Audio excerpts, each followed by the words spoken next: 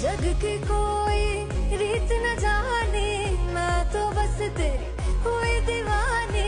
मिला जो संग तेरा, उड़ा पतंग मेरा, हवा में होके मलंग।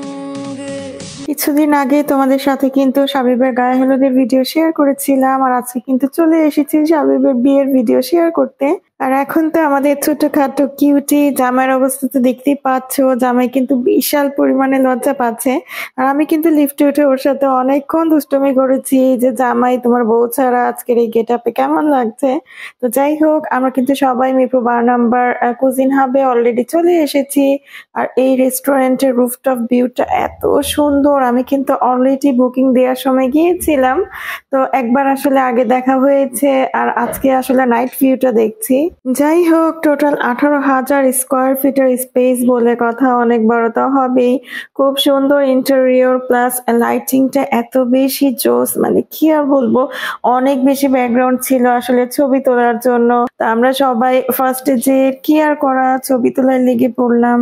এখন কিন্তু তোমরা কুজিন হাবের ইন্টারভিউটা দেখতে পাচ্ছ, আর দেখে অবভিয়াসলি তোমরা আমাকে কমেন্টে জানাবে যে আসলে এই রেস্টুরেন্টটা তোমাদের কাছে কেমন লেগেছে।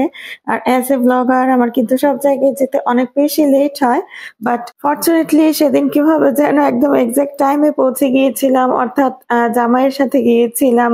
তো তোমরা বুঝতেই পারছো যে একদম পারফেক্ট একটা টাইমে সেদিন রেস্টুরেন্টে গিয়ে পৌঁছেছি। আর সেখানে যে আমরা আদার্স আরো গেস্টের জন্য অপেক্ষা করছিলাম, তোমার ভাইয়া, আমরা আন্ডা বাচ্চা সবাই মিলে অনেক অনেক পিকচার্স আসলে ক্লিক করছিলাম। তো ছবি তুলতে না তুলতে আস্তে আস্তে সব গেস্টরা এসে হাজির হলো। এখনকার যে ভিডিওটা তোমরা দেখছো এটা কিন্তু ডিসেম্বরের 28 তারিখে, তখন কিন্তু এখনকার মতো এত বেশি ঠান্ডা ছিল না। তারপরও আসলে অনুষ্ঠানে যাব একটু একটু সংশয় ছিলাম যে আসলে খুব বেশি ঠান্ডা পড়বে কিনা, শাল নিতে হবে কিনা, বাট সেদিন কিন্তু ওয়েদারটা একদম পারফেক্ট ছিল। আমরা সবাই নর্মালি অনেক বেশি এনজয় করেছি, যেহেতু অনেক বড় স্পেস, বাচ্চারা খেলাধুলা করেছিল, প্লাস কিডস জোনও ছিল। সবাই তো ছবি তোলা নিয়ে অনেক অনেক ব্যস্ত। কার মোবাইলে পিকচার্স ভালো আসছে তার মোবাইলের সামনে যেয়ে সবাই যেন হুমড়ি খেয়ে পড়ছিলাম। আর এরই মাঝখানে আমার একটু একটা প্রচেষ্টা তোমাদের জন্য ভিডিও করছিলাম। আসলে হয় না যে কিছু কিছু সুন্দর মোমেন্ট অনেক সময় মন ভালো করে দেয়, যার জন্য ভিডিও করে রাখা, এই স্মৃতিগুলো দেখবে একটা সময় দেখতে অনেক বেশি ভালো লাগবে। এখানে তো দেখতেই পাচ্ছ বাচ্চারা অনেক বেশি মজা করছে। আসলে ওরা সবাই একসাথে হলে না অনেক বেশি মজা করে। কাজিনরা সবাই একসাথে হলে আসলে সময় যে কিভাবে পাস হয়ে যায় ওদের সাথে আসলে আমরাও বুঝতে পারি না। যার জন্যই আসলে এই প্রোগ্রামে অ্যারেঞ্জ করা, যে সবাই একত্র হয়ে যাতে আসলে সুন্দর একটা মোমেন্ট স্পেন্ড করতে পারি। আর দেখতে দেখতে কিন্তু ছবি তুলতে তুলতে প্রচুর পরিমাণে ক্ষুধা লেগে গিয়েছিল। তো এখন কিন্তু আমাদের হালকা পাতলা খাবারের পালা। তো এখন তো দেখতেই পাচ্ছ আস্তে আস্তে স্যুপ কিন্তু সার্ভ করা হচ্ছে। আর বিভিন্ন ধরনের স্যুপের মধ্যে থাই স্যুপটা কিন্তু আমার অনেক বেশি পছন্দের। আর ফরচুনেটলি ফার্স্টেই কিন্তু থাই স্যুপটাই পেয়ে গেছি, যার জন্য ভালো লাগছিল। আর এই ঠান্ডার মধ্যে না রুফটপে বসে গরম গরম থাই স্যুপ আর সাথে যদি অন্থন হয় তাহলে আর কি লাগে বলো তো। সবাই বসে থাই স্যুপ খেলাম, অনেক অনেক গল্প করলাম, মজা করলাম। আর থাই স্যুপটা কিন্তু মজা ছিল, যদিও প্রাইসটা একটু বেশি। আসলে প্রাইসটা একটু বেশি হওয়ারই কথা, কারণ এত বড় একটা স্পেস, টোটাল মেইনটেনেন্স আসলে অথরিটিকে করতে হয়, তো প্রাইস একটু বেশি হবে, সেটাই স্বাভাবিক, আসলে সেটা মেনে নিতেই হবে।